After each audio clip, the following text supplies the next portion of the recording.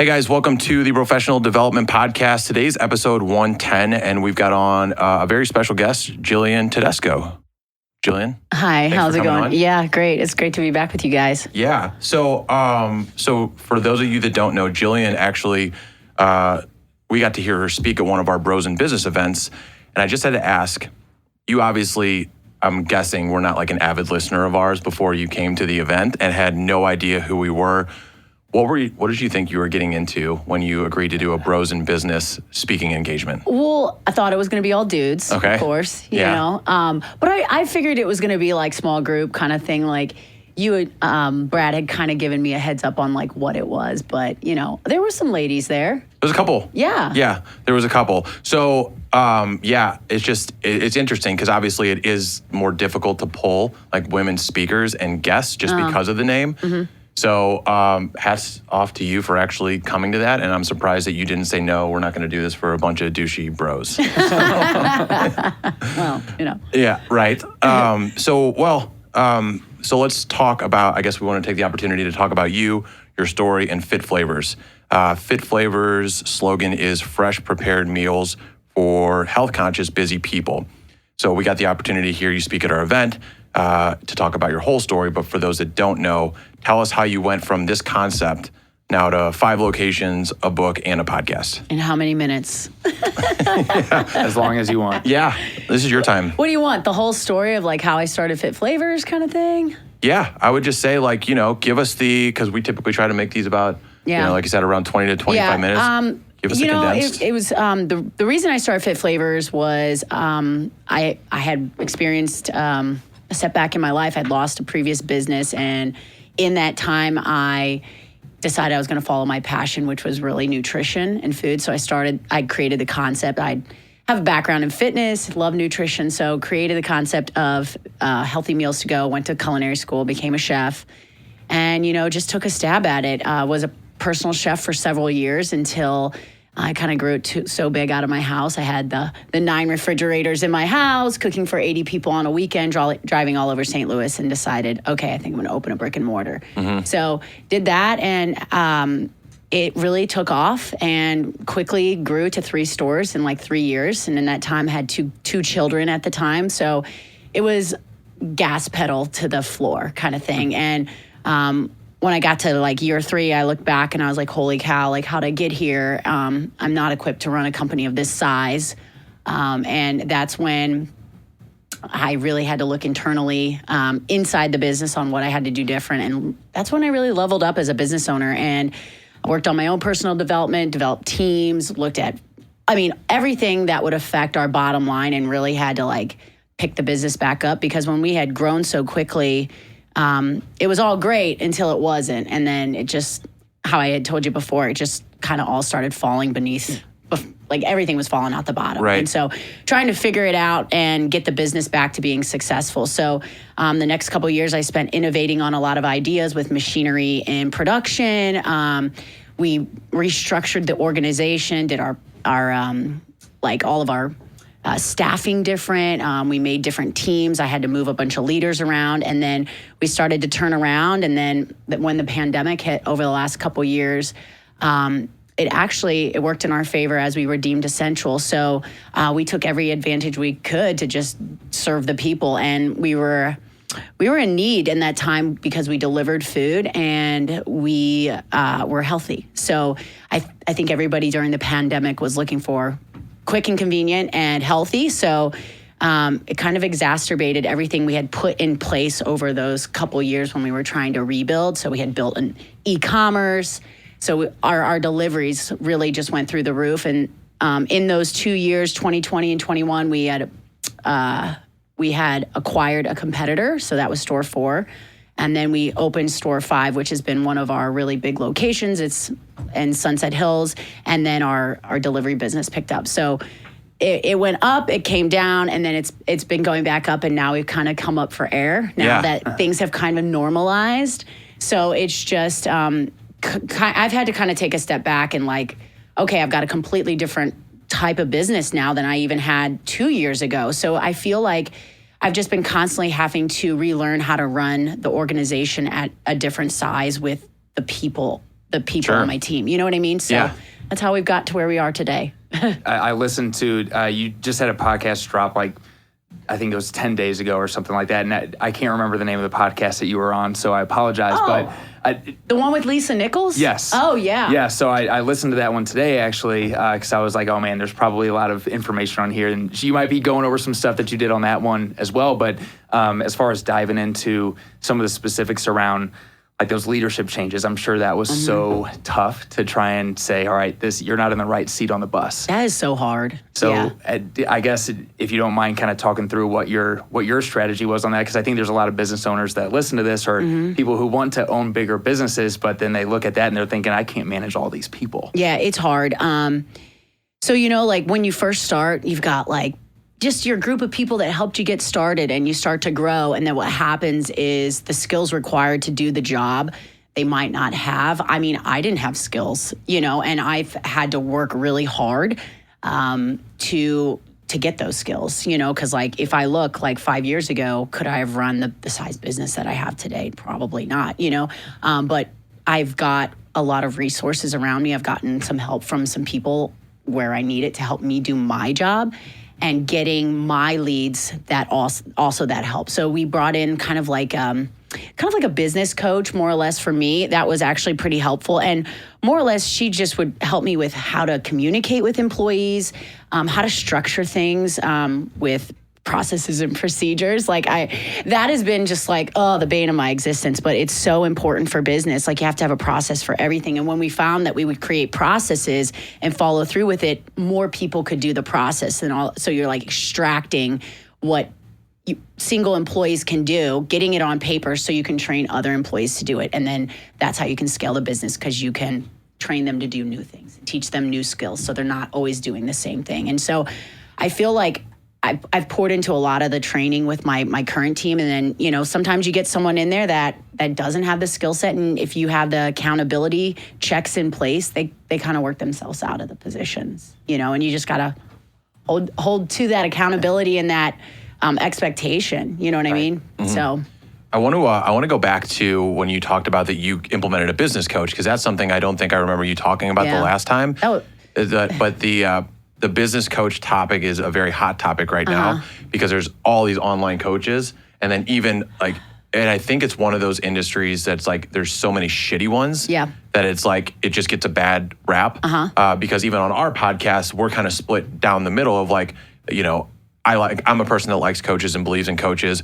And then a couple people are just like, no, fuck coaches, like it's all a scam. So what was your mentality going into that, and what made you pull the trigger? And then obviously your experience with that coach. So like for me, I go back and forth, and when I sit down, I wanted them to be present. I did not want to hire someone that would be over Zoom or something. Like I wanted that person tangibly to meet with me, because especially if they're going to meet my team, they would be more impactful and they'd be more bought in. So this person actually sits on my leadership team in our meetings and stuff. So like when I sat down with her, it's actually a girl, I realized she had a set of skills that I did not. She's very, I don't know, how do I say this? Great bedside manner, where I am not. I am direct. I can be blunt. I can be brutal. I can be rude. And that's just who I am. And I don't think that's my heart position, but like, I'm just like, I'm always moving forward, and I tend to go quickly. And she's like, oh, wait. You got to remember X, Y, and Z. Oh, okay.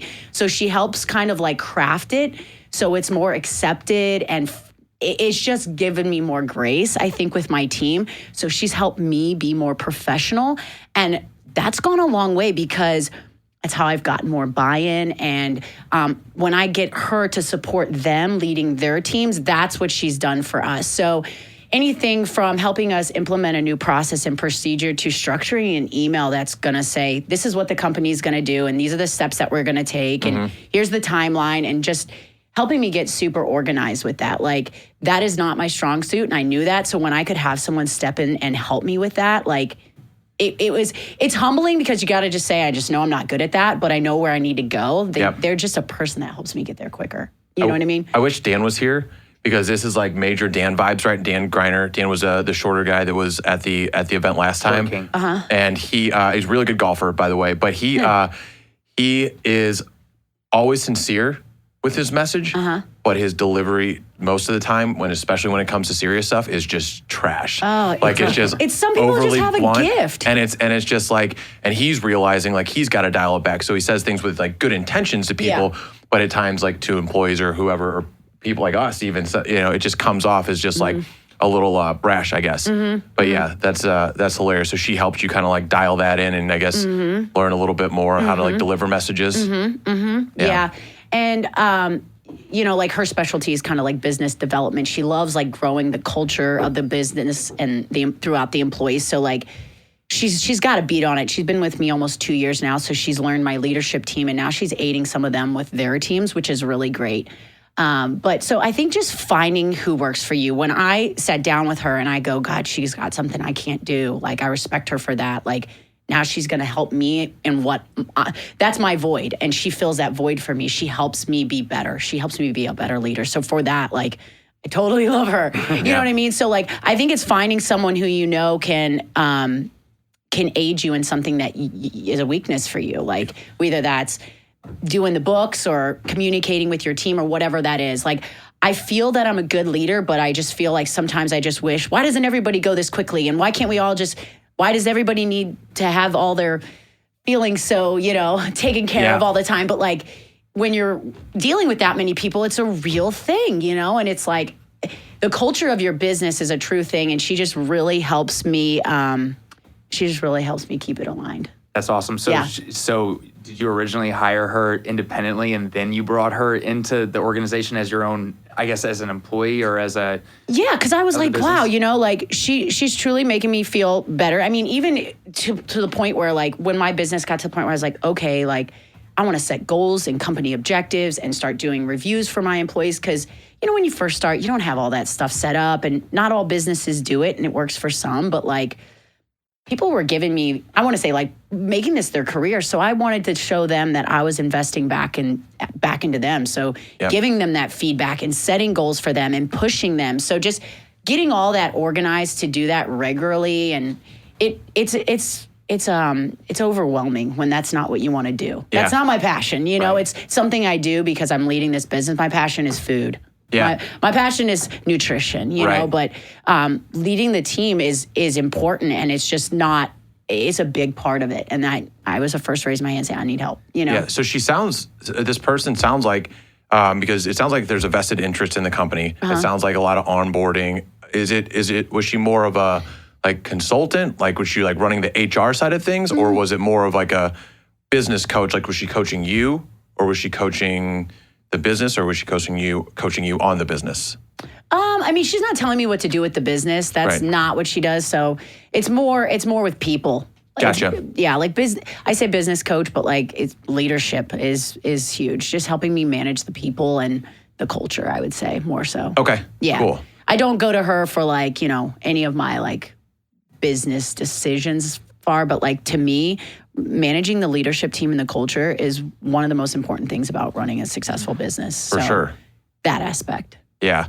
And you talked about kind of the ups and downs of your company through COVID, through e-com, through all these different things to kind of get to where you are. And then the book and the podcast, both titled Owning the Weight, right? Yeah. So I assume that has to do with kind of the ups and downs and like how long it takes you to actually build success. Can you talk to us about that? Yeah. So Owning the Weight, I just love that because like I'm big on like people taking ownership. Like if anything you want in life, like if you want to be good at anything, golf or anything, you have to fully own the whole process. So like you can't buy your way through and take shortcuts. Like you can hire people to help you, but ultimately you still have to do it. And with nutrition, on my nutrition journey, I learned like, hey, you can get on a diet or you can have a trainer, but at the end of the day, if you don't understand basic nutrition and what's going on with the food in your body, like you're not really going to make better decisions because you won't know what to decide to choose. So when I fully understood nutrition, I could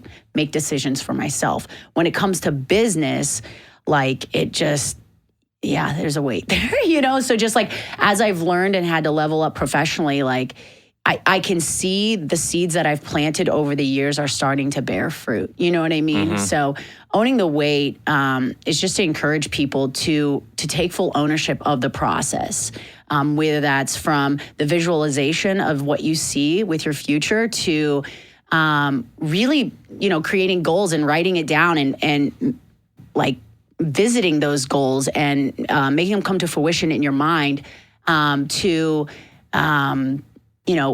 also processing the failures along the way. So like it's all part of owning the weight is just, it's going to take time and you got to own every piece of it. And education is one of those pillars that go in there too. I talk about that in my book a lot is like anything that you want to be good at, you have to be open for more education. So constantly be learning. Yeah. Mm-hmm. Whenever you guys, because you guys both seem like you're in great shape, right? Like from getting started in this journey, was there ever a point where you were thinking like, okay, I need to make some changes and that's why nutrition became such a big part of your lives? Or was this something that has just always been ingrained in you?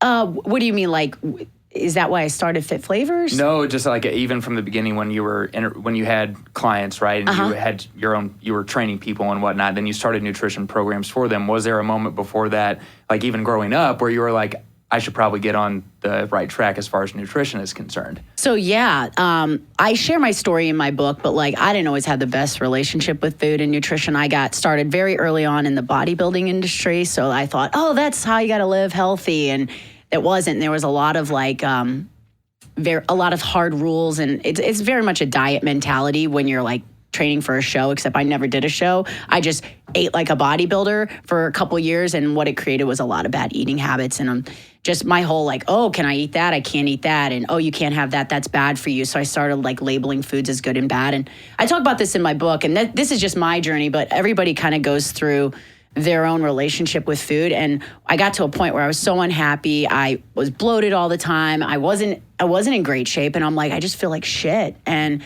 I was like, I don't even really think I understand nutrition. So I started pursuing it to understand it. And when I did, and I understood the science of how carbohydrates and proteins and fats actually work in the body and work together, and then I started understanding insulin and glucose and all of that, it made so much more sense. So then I started creating food that I knew was going to react a certain way in our body. And it just made so much more sense. So then when I go to eat, I wouldn't feel like I couldn't have. I was like, I just want that food because I know it's going to do this when it comes in my body. And so now I've been doing that for almost 15 years. And it's just, I feel like it's the domino effect with the condition the shape that I'm in now. It's like, it's just been so long of eating well that I can eat whatever I want now. It's just, I don't have bad habits where I engorge.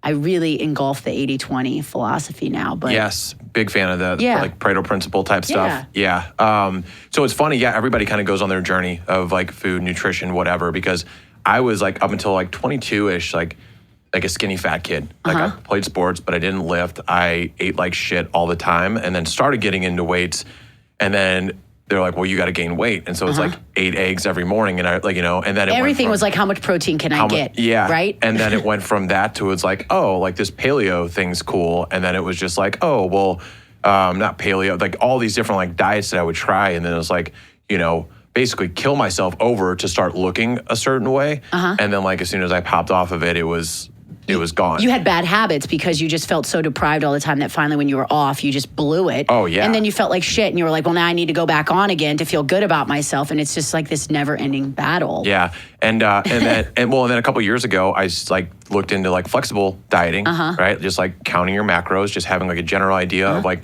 what's coming in, what's coming out. Obviously keep it as much like whole foods as possible, lean meat, stuff like that. And then I did it through 75 Hard. And then I actually used FitFlavors, like, because of like time management. Yep. I was like, I'm not gonna like chance this. I'm not gonna set myself up for failure. Like I'm doing the FitFlavors route. And I was like, I can have cheese in a cheeseburger bowl. And like, this is okay. Or like rice is fine. Actually, at that point, rice was like ice cream to me. Like I could just eat any type of carbs and just destroy them. But yeah, but it took me years to get to that point too. And Bobby, I know you've had some ups and downs in your fitness nutrition. Yeah, it was a little bit over 2 years ago. I weighed 270 pounds. Wow. And I was a big guy in a verbally abusive relationship, just not happy. and got out of that relationship, and then I decided to. I stopped drinking. I also was an alcoholic, so I needed to stop there. And then as soon as I stopped drinking, I was like, okay, I can do. I mean, obviously this isn't about 75 hard, but I was like, okay, that's a program that I wanted to try, and I never thought I'd be able to stop drinking. So I hired a nutrition coach because part of that is following a diet plan. I'm like, I don't know how to follow a diet plan. What does that even mean? Yeah. And then over the course of the next 100 days, I lost 70 pounds.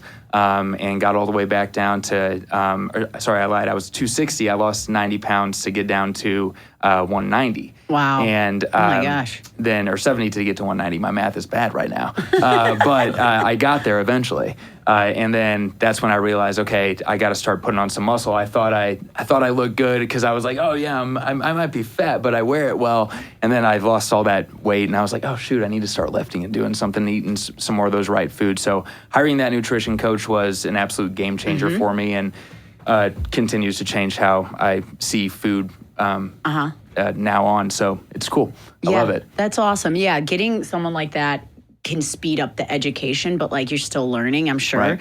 You know, once you get that education and you learn, I feel like people are empowered to make their own decisions versus like probably when you started, you just did whatever they told you because you didn't know any better. Right. Now you know, you've gotten experience, and that continuing building on your education, like it's so powerful with nutrition. And I feel like FitFlavors can help educate people on how to properly eat, which is, we believe in, this is our philosophy, 3 things: whole foods, like quality foods in portion control, because at the end of the day, if you do have cheese, you do have chocolate, as long as you stay within portion, like you're not going to go that far off the deep end. You know what I mean? And then balance of all the macro and micronutrients, because when we eliminate food groups or macronutrients, that's when like the yo-yoing, and that's where the instability comes in. You know, it's not a sustainable approach. Right. Yeah. So those 3 things. Yeah, we love those. So we're obviously a self-development podcast. We believe that you're a product of the people that you surround yourself with and the content that you consume. So we're curious, as a business owner, what is the content that you're currently consuming, whether it's books, podcasts, or just social media follows?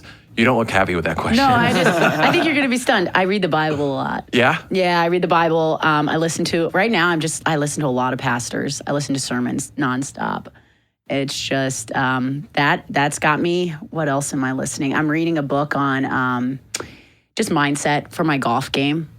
And how it's so interesting how you're like have conscious mind, subconscious mind, and then you have a self-image of yourself. And like, I actually played in the club championship today at my club, and just like trying to apply it. Oh my God, it was so hard under pressure, like being in a tournament. I was like, wow, I've never worked those muscles before, because fuck. Yes. Yeah. I told him, I'm like, I don't know what went wrong today. Like, it was not my game, but it's the nerves. It was so crazy. What's the book? It's With Winning in Mind. With Winning in Mind? Mm-hmm. It's written by an Olympic gold medalist. Okay. Yeah. Because we know a couple of mindset books that are like that, like RSF, Relentless Solution Focus, by Dr. Jason Selk, who's a local guy here and was like the mental training coach for the St. Louis Cardinals. Oh, Yeah. He has a book? Yeah. You have to send me that. Really, really good book. Yeah. We did an interview on him a while ago, and we all got books from him. Yeah. It was cool. I buy them for my sales team, actually, and that's kind of our whole philosophy, is staying solution focused on things like that. But it's interesting you bring up golf too. Well, sorry, so it didn't go well today. No. Is what you're saying. I'm just like, I'm actually really proud of myself that I did it, because like I'm like, I wanna take golf more serious. I mean, I probably played 10 rounds, 15 rounds this year, maybe, you know, and I just got back into it this year, and I'm, you know, because it's just been having little kids and stuff in the growing business. It hasn't been something I've been able to pursue at the amount that I want, you know. So. Well, I looked up, so I keep track of my handicap and all that. So, of course, I went onto the Gin app, and I had to see how the Tedescos are playing right now. And I was wondering, that was actually going to be one of my questions is, what are you guys? I love that you checked our gins. I did. I straight up had it screenshotted. And I think, let's see, it was Jason, you're at a 5.9, and Jillian, you're at a 16.9 right now. So I'm wondering, like, I mean, obviously you're working on your mindset, but what part of your games are you guys focused on getting that handicap down? So I'll be honest. I just saw a swing coach like in the last 2 weeks, which was, I told him, why did I do this before the club championship? He's all up in my head. So he's got me totally changed my swing path. So I've just been trying to do that. We were at Top Golf the other day, and I'm getting so frustrated because I can't hit the targets, and I'm like, this is a fucking basic shot, and I'm like trying this new swing, and it's humbling, and he's like, go back to your old swing, and I'm like, I can't just switch back and forth like that, but it's definitely just my irons and my driver. I mean, my chipping and putting has been good. I'm happy with it, but it's just my swing right now. It feels a mess. I wish Dan was here to talk about it because I would rag on him a little bit. He's a plus handicap. He's a great golfer. Oh, wow. And the only time I've ever played with him, I beat him. And I played probably the best round of my life. I shot at 73 at Peevely, and I think he shot like a 79. And he's like a plus 1.5. Oh or yeah, something like Dan that. won his club championship at Sunset. Oh, cool. Yeah. I've never played there. No, neither have I. Either. Well, because you guys are at Meadowbrook, Yeah. right? So I'm actually going to be there with. Do you know Mark Shop, by chance? Mm-mm. So he's a member out there. He actually works with us, and so we're going to be out there next week. And if I went out there, I did in high school. I don't even remember it. So I'm just going in saying I don't know the course. So any tips that you have would be welcomed. Oh, well, they've taken down so many trees. They just redid all our bunkers too. I think it plays better, and it's more forgiving. The bunkers are just like way easier to get out of in the fairway. Advice. No. I don't have, play your game. You sounds like you're a pretty decent golfer. I'm okay. Dan's a little bit better than me, but like I said, undefeated against Dan. Oh. I have to make sure that that's on the record. 1-0. Yeah. 1-0, retired. We'll now. make that a reel. Yeah. And we'll put it So out. do you guys play from the blues or the blacks? Oh, tips. Oh, you do? Yeah. Okay. Yep. Neither. I don't golf. No. I did golf for a while, and I play a lot of sand volleyball, and I was like, all right, if I do both, I would play golf once a month. And I'm like, I feel like that would do nothing but frustrate me. It's a hard game to be good at if you're not playing all the time. Yes, 100%. I've got some time, though. I think one of my life goals is to be able to get down to a single-digit handicap for sure. Like, that would make me so happy. That'd be more fun for him as well, because I envision us taking these golf trips for the rest of our lives. We're trying to probe our kids right now. Yeah. They're like 7 and 8, so we take them up there. We feed them goldfish and lemonade, so they'll come out and play with us. Yep. We can get through 1, 2, and 9. There's like 1, 2, and you cross over and play 9, and then you're done. Or 1, 8, and 9. I'm sorry. It's the way the course plays, and then you can just kind of play 3 holes. Yeah. Nice. Yeah. Well, I follow you on Instagram and Facebook and whatnot, and from what I see, I think you're because you have 2 boys, right? And they're both, are they baseball players? Is that their main sport, or do they play a little bit of everything? My oldest is, he's psychotic. He could tell you a stat of any team with any player. It's weird. And he knows like who the relief pitchers are for the teams. I'm like, how do you know that? He watches like Quick Pitch every day. But my younger son, he's still kind of coming into his own. He's soccer, hockey, baseball. Sure. Yeah. So we'll actually, while we're on that subject of like the socials, we have one more question, but before I forget, if people want to follow you, follow your journey, follow your company, what's the best way to do that? Yeah, I'd say Instagram. You can always follow me on Instagram. It's just Jillian Tedesco. You can also go to my website, JillianTedesco.co. That's just C-O. There you'll have the link for my book. I have a weekly blog I put out, so you can sign up for Tough Love from Jillian. So I just talk about anything from faith to business to nutrition. But yeah, those are probably the best places. And then FitFlavors Instagram as well. It's just fit_flavors_STL. And then you can always go to our website. You can order from the website or come into any of our 5 locations. Cool. So we have a fans question. We call it an OnlyFans question because we only have so many fans. So this OnlyFans question comes from Lars from Denmark, actually. Get out. So, did you guys, you guys don't really follow us. So we're actually a top 10 business podcast in Denmark. Yes, we're kind of a big deal over there. That's so cool. we get flooded with questions from people. So questions from Lars from Denmark.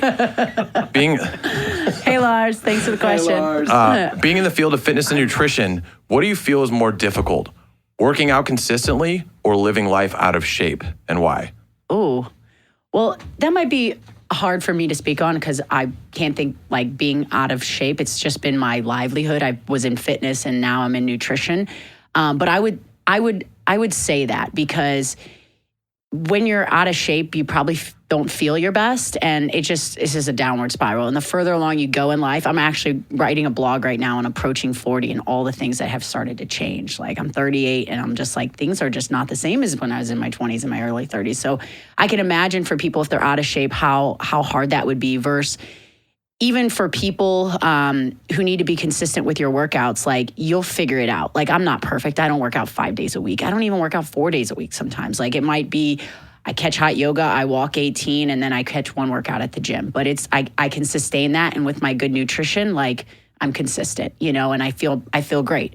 So I would say it would be harder to be out of shape. Okay. Yeah. Cool. We'll set the record on that. And we'll make that a reel. Yeah, for sure. We'll have to make sure we Yeah. That'll be funny. Yeah. No, but we appreciate it. This has been cool. We're right at the 30-minute mark. So Jillian, we appreciate you coming in, and hopefully have you on again soon. Cool. Thanks, guys. Thanks.